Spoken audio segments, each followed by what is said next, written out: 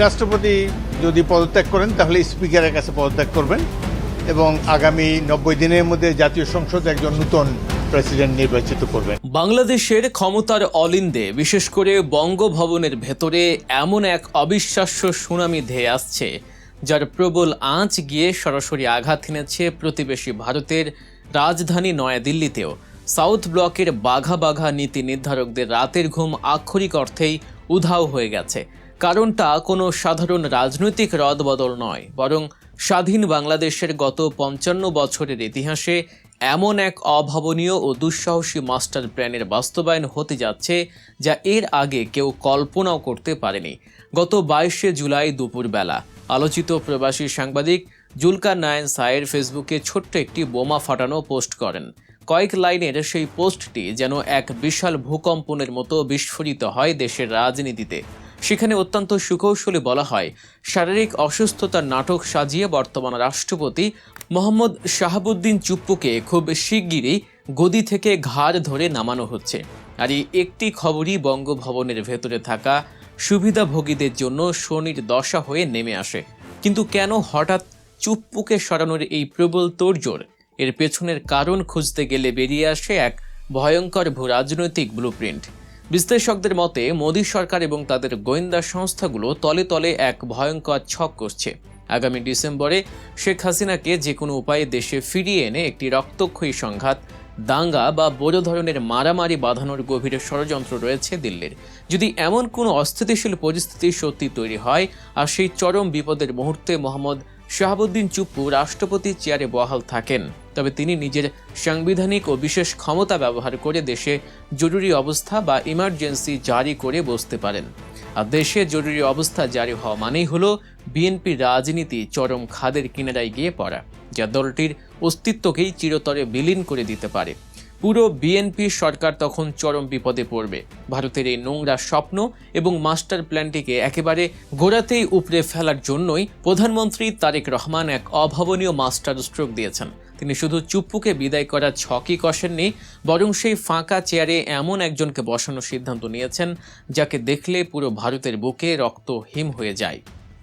ভারত এমনিতেই বর্তমানে চরম আতঙ্কে রয়েছে, কারণ বর্তমান প্রশাসন নতুন করে চীন এবং পাকিস্তানের সাথে নিজেদের কূটনৈতিক সম্পর্ক মজবুত করছে। এই অবস্থায় ভারতের সেই দাদাগিরি আর টিকছে না।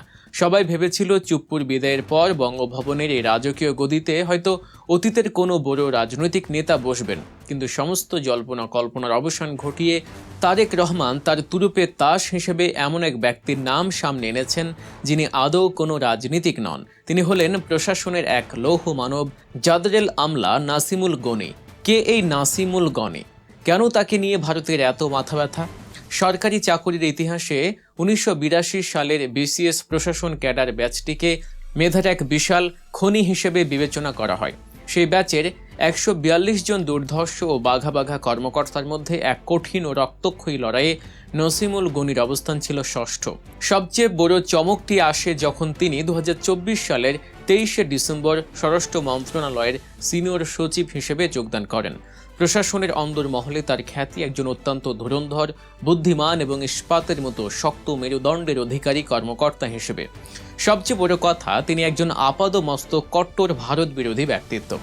মোদী প্রশাসনের কোনো দাদাগিরি বা প্রেসক্রিপশন তিনি এক কানা করিও পাত্তা দেন না। এমন একজন মানুষ যদি রাষ্ট্রপতির মতো সর্বোচ্চ পদে বসেন, তবে ভারতে ছড়ি ঘোরানো দিন যে চিরতরে শেষ হয়ে যাবে তা আর বলার অপেক্ষা রাখে না। তারেক রহমান খুব ভালো করেই জানেন, বঙ্গভবনে কোনো নরম মনের মানুষকে বসালে বিদেশের চাপে তিনি যে কোনো সময় ভয় পেয়ে সিদ্ধান্ত পাল্টে ফেলতে পারেন। তাই তিনি নাসিমুল গনির মতো এক সাক্ষাৎ যমদূতকে সেখানে বসাতে বদ্ধপরিকর।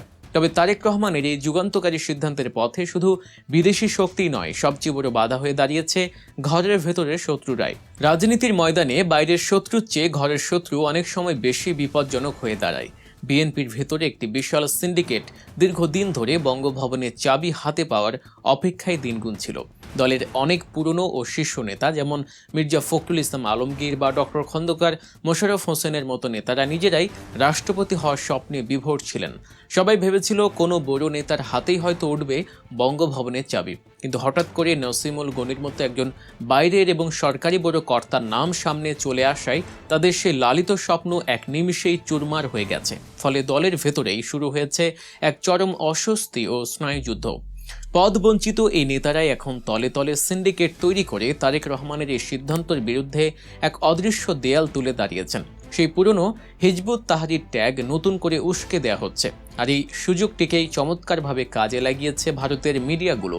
মোদী সরকারের পালিত গণমাধ্যমগুলো নসিমুল গনিকে আটকাতে রীতিমতো গলাবাজি শুরু করেছে। তারা অত্যন্ত সুকৌশলে বানোয়াট গল্পের জন্ম দিচ্ছে।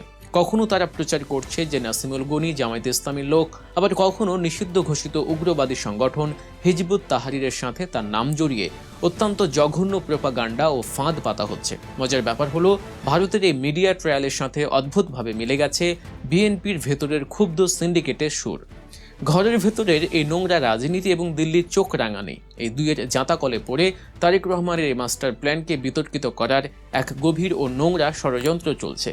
উদ্দেশ্য একটাই, যে কোনো মূল্যে নাসিমুল গনিকে বিতর্কিত করা এবং চুপ্পুকে সরিয়ে দেওয়ার এই প্রক্রিয়াকে বাধাগ্রস্ত করা। কিন্তু তারা হয়তো ভুলে গেছে তারেক রহমান কোনো সাধারণ খেলোয়াড় নন। তিনি অত্যন্ত ঠান্ডা মাথায় গুটি সাজাচ্ছেন। তিনি জানেন কখন কোন চালটা দিতে হয়।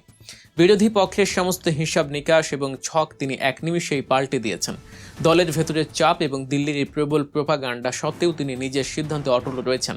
শোনা যাচ্ছে নিজের এই সাহসী সিদ্ধান্তকে আরও পোক্ত করতে এবং সব ধরনের বাধা অতিক্রম করতে তিনি জামায়াতে ইসলামীর শীর্ষ ও বড় নেতাদের সাথেও গভীরভাবে আলোচনা করেছেন। তারেক রহমান এবং জামায়াতের এই যৌথ দাবার চাল রীতিমতো নাচিয়ে ছাড়ছে বাইরের সব শত্রুদের। এই কঠিন চালে দিল্লির বাবুরা একেবারে কোণঠাসা হয়ে পড়েছেন। এদিকে বঙ্গভবনের ভেতরের অবস্থা এখন রীতিমতো থমথমে। চুপ্পুর অনুসারী এবং সুবিধাভোগী লোকজনেরা নিজেদের ভবিষ্যৎ নিয়ে চরম আতঙ্কের মধ্যে দিন পার করছেন। কখন যে তাদের পাত্তারি গুটিয়ে বঙ্গভবন থেকে বের হয়ে যেতে হয় সেই ভয়ে তারা অস্থির হয়ে আছেন। একটিমাত্র সিদ্ধান্ত, আর তাতেই পুরো দেশের রাজনীতির দৃশ্যপট বদলে যেতে শুরু করেছে। সাধারণ মানুষের ভেতরেও এখন চরম উত্তেজনা বিরাজ করছে। পাড়ায় মহল্লায় চায়ের দোকানে এখন একটাই আলোচনা, সত্যি কি নাসিমুল গনি বঙ্গভবনের চাবি হাতে পাচ্ছেন, নাকি দলের ভেতরের চাপে এবং দিল্লির নোংরা কূটনীতির কাছে তারেক রহমান তার সিদ্ধান্ত বদলাতে বাধ্য হবেন। রাজনৈতিক বিশ্লেষকরা মনে করছেন তারেক রহমান সহজে পিছু হটার পাত্র নন। তিনি যদি সত্যি সত্যি সমস্ত বাধা বিপত্তি এবং দেশি বিদেশি ষড়যন্ত্রের জাল ছিন্ন করে নাসিমুল গনিকে বঙ্গভবনের সর্বোচ্চ চেয়ারে বসাতে পারেন, তবে তা হবে বাংলাদেশের রাজনৈতিক ইতিহাসে এক নতুন অধ্যায়ের সূচনা। পুরো দক্ষিণ এশিয়ার রাজনীতির জন্যই এটি একটি বিশাল ভূমিকম্প হয়ে দাঁড়াবে।